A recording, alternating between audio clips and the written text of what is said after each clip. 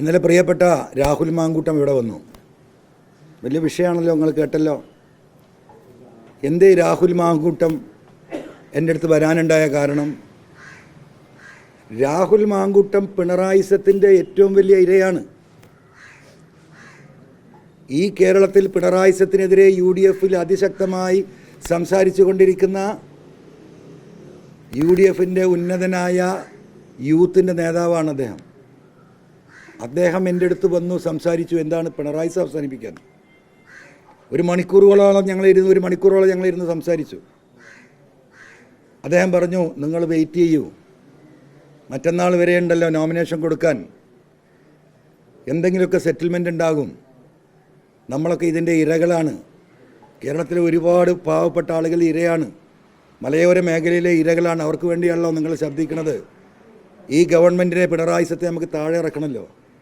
വളരെ സൗഹൃദപരമായി സംസാരിച്ച് പോവുക. അദ്ദേഹത്തിന് എന്നോട് വേറൊരു ബന്ധമുണ്ട്. അദ്ദേഹം പാലക്കാട് മത്സരിക്കുമ്പം അദ്ദേഹത്തിന് പരിപൂർണ പിന്തുണ ഞാൻ കൊടുത്തതാണ്. ഇതേപോലെ സ്വകാര്യമായി എന്നെ വന്ന് കണ്ടതാ. ഞാൻ ഇന്ന് വരെ ഒരാളോട് ഇത് പറഞ്ഞിട്ടില്ലല്ലോ. അൻവറിനോടൊന്നും പറയാൻ പറ്റില്ല എന്നാണല്ലോ പറയുന്നത്.